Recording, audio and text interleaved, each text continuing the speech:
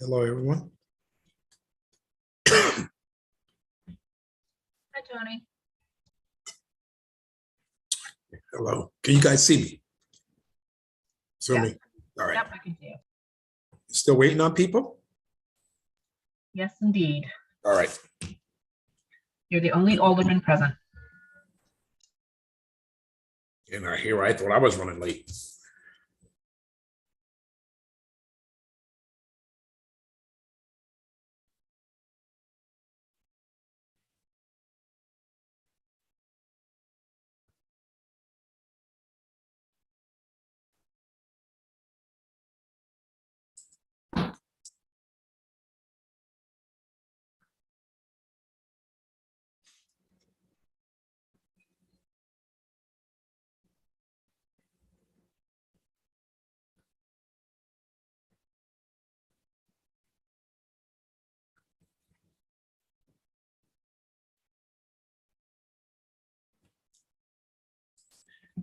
At least okay with my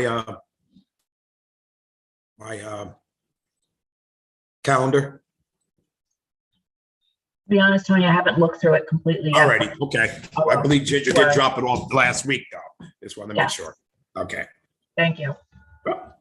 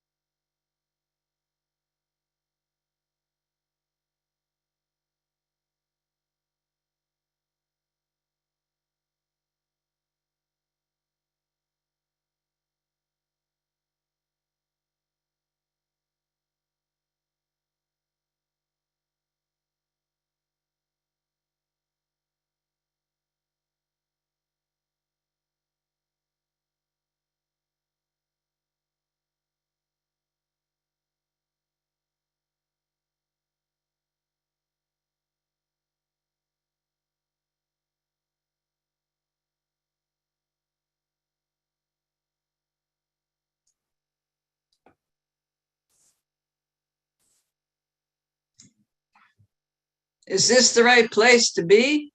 I guess. I'm not sure if the other members are in caucus or whatever, but I just sent, I've just been sending messages out to see if anybody.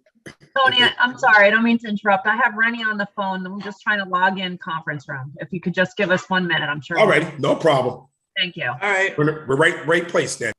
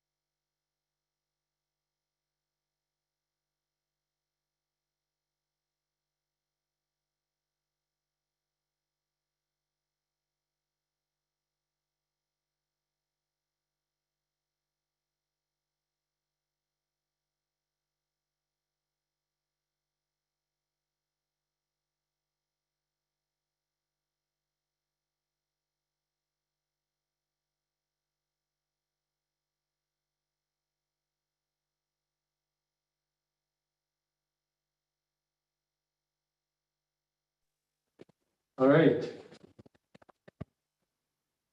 Hello, are you all there? We're here. Woo! We want that one. Yeah, that looks good. Thank you. Welcome to this special meeting of the Kingston Common Council Finance Committee meeting. We are starting at 6:47 here on the second day of May. And we are here to discuss increasing a bond ordinance. This is for work being done on the Midtown parking lots to renovate them as well as to add some environmentally helpful aspects. So the resolution here reads, Resolution of the Common Council of the City of Kingston, New York, authorizing the adoption of an additional bond ordinance for the sum of $65,000 for the Midtown parking lots project construction and construction inspection costs. The justification from John Schulteis says this project will resurface 3 city-owned parking lots and install green infrastructure to reduce stormwater runoff from the impervious surfaces. The Common Council authorized resolutions 95/96 of 2019 for funding the $135,000 match to a $1,200,000 New York State EFC grant. Now, we opened bids for the project earlier this month. The lowest bid is somewhat higher than the available funds for the project. So the request is for $65,000 in additional funding. Based on consultation with the comptroller, who's sitting right here, you got questions, he's here. This amount is suggested to come from bonding. So crucial here is timing. As mentioned in an earlier email, the bids are valid for 45 days. That is until June 3rd. So a special finance meeting that we're having right now is essential for the May 2nd, for tonight, May 2nd, so that we can vote on this if we approve it for tomorrow, May 3rd, to come in under the gun. As you know, prices are going crazy, and so if we miss this window, we run the risk of having to pay even more money to finish this project. So, are there any questions? Michelle Hirsch. Thank you, Chairman. Just a question for John. So the original ordinance was passed in 2019 before I was on the council. So I just would like to know which 3 Midtown parking lots we're discussing. Right, yeah, so the 3 lots in question are the city's large lot at Cornell Street. And the second one is the lot adjacent to Monkey Joe's on between Broadway and Prince. And the third one is the lot adjacent to Sea Deli, which is Broadway at Down Street. The former CDL. Former. Thank you. And would the work commence on all three parking lots at the same time? Yes.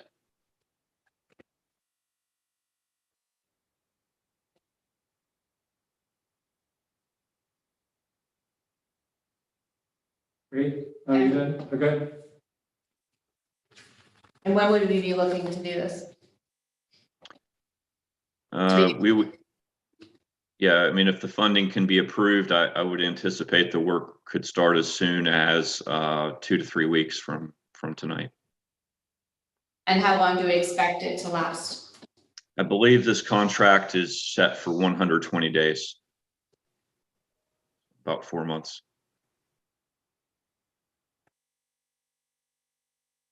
Is that it, Michelle? I believe so, thank you. Okay, good. John? Tony Davis? Thank you, Chair. So John, this additional money is because of the increase in materials or why is it $60,000 more than what we anticipated?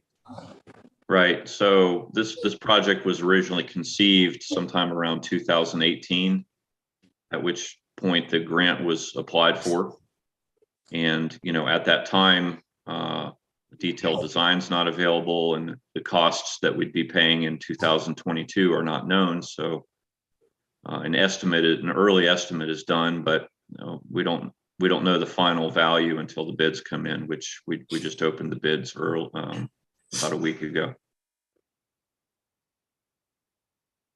So is that normal? I mean, you said we approved this in 2018 and now it's 20, so it's 4 years, almost 4 years later that we're getting around.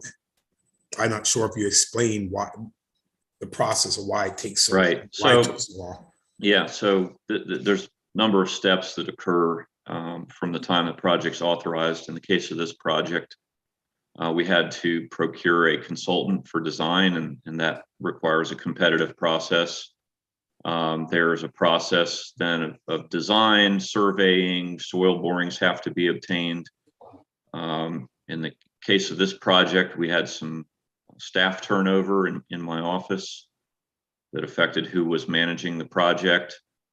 And then it's just a matter of, slotting these in to complete the design, advertise for bids, receive the bids. This one's taken maybe a little longer. In addition to that, we conducted a public involvement process. That takes time as well. So, yeah, this one's maybe taken a little longer than expected, but we're here now, ready to build it. All right, thank you. Thank you. Steve Shabbat? Yeah, John, forgive me, I can't really recall, but I know you often, build a little extra into your request. So was it over what you thought it was going to be originally, and then this is on top of that? Yeah, so Usually do, an extra 10% or something like that, just, to try and cover, but I know. Yeah, so it's so out of control. right. In the case of, so a bid, is a binding contract. So long as there's no changes identified during construction, if the project ends up being able to be built exactly to the drawings, that's the price. There's no inflation. There's no possibility for the contractor to say, well, at Blacktop went up 10%, I get more. Once we receive the bids, the contractor has to hold that pricing until we award, and the pricing would remain the same through construction. So that being said, there are sometimes, field change items where conditions or a hidden condition might be found. For example, a buried fuel tank might be found that no one knew about. That would be an extra cost. But we incorporate, within the bids, there's what's called a field change payment, which is a fixed amount in the bid that we establish. The city establishes that budgetary amount that's available for unforeseen issues found during construction. Okay, thanks, John. I'm going to say, at this point, I really don't see that we have much choice here. We made a huge commitment, both financially and philosophically, with the improvements to Broadway. And I've talked to business owners, and I hear it often that if there weren't some nice parking on the side streets, they really fear for their businesses because they just don't think people will park on Broadway and walk to their businesses, restaurants, and whatever. So, I really think this is a huge step, to improve these parking lots. And again, we're really, trying to upgrade the looks and the whole Broadway. And I think we're doing a pretty good job on it. So, I would say we really have to move forward with this.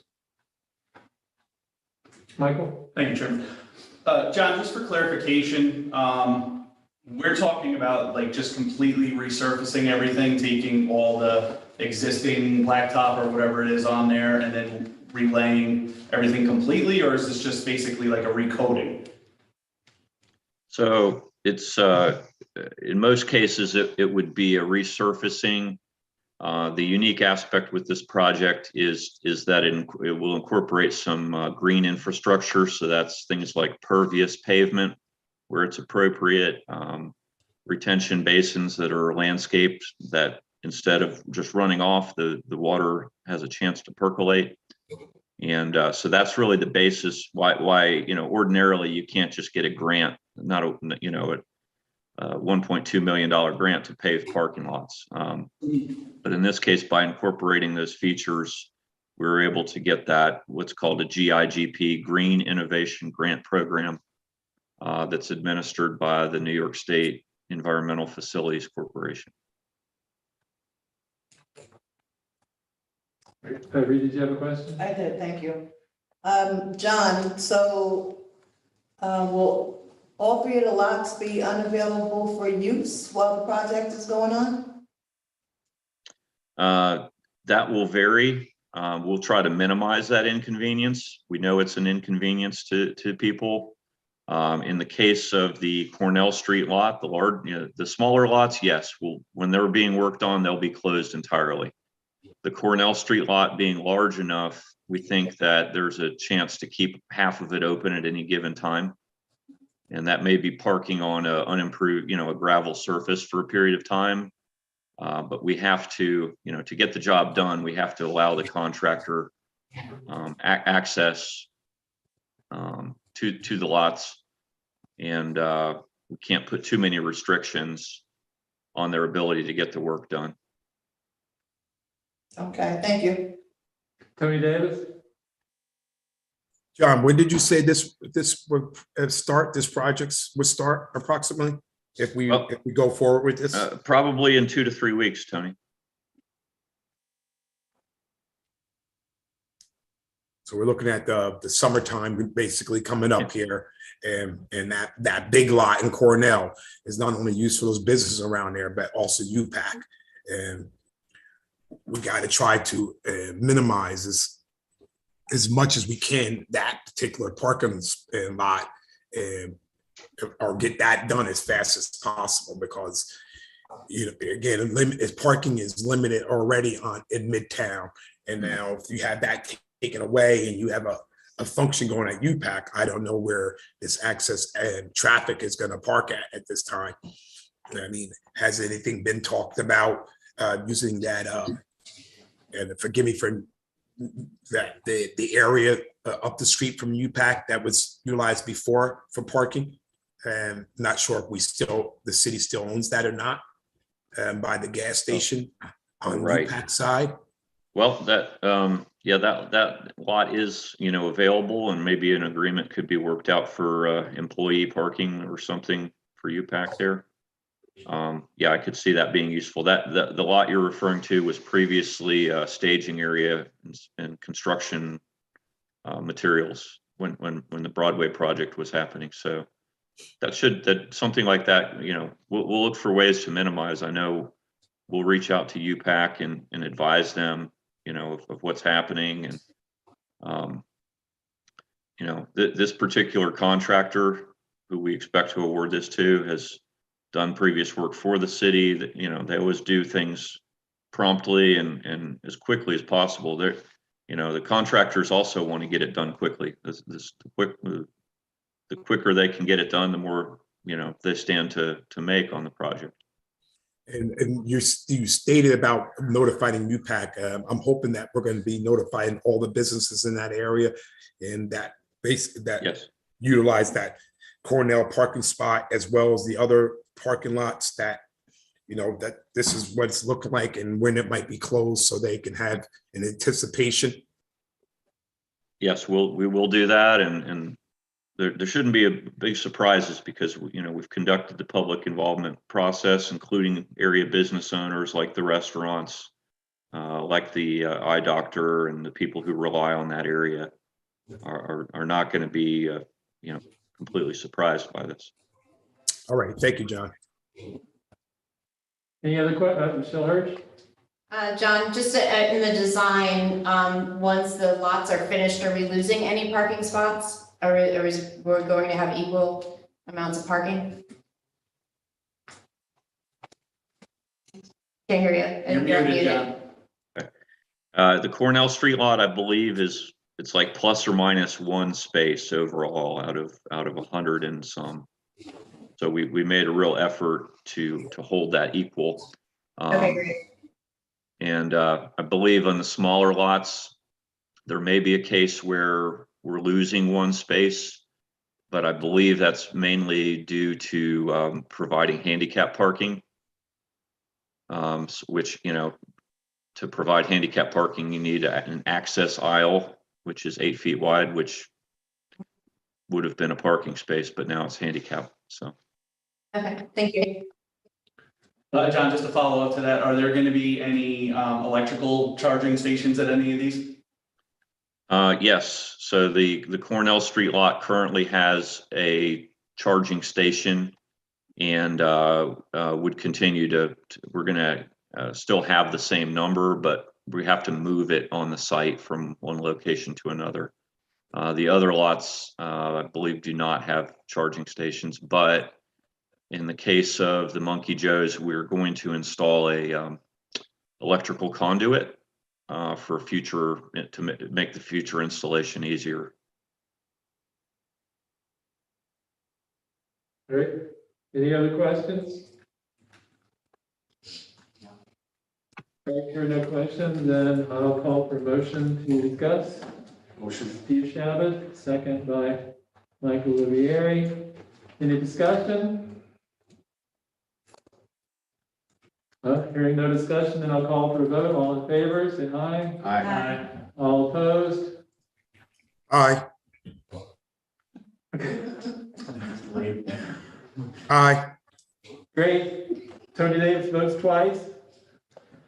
All right, so with that, then I will call this special meeting of the Finance Committee to a close. And now we can move on to the main event of the day. That was the warm-up.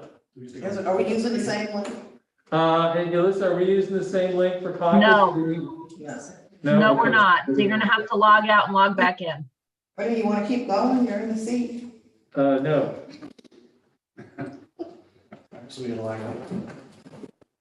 Michael,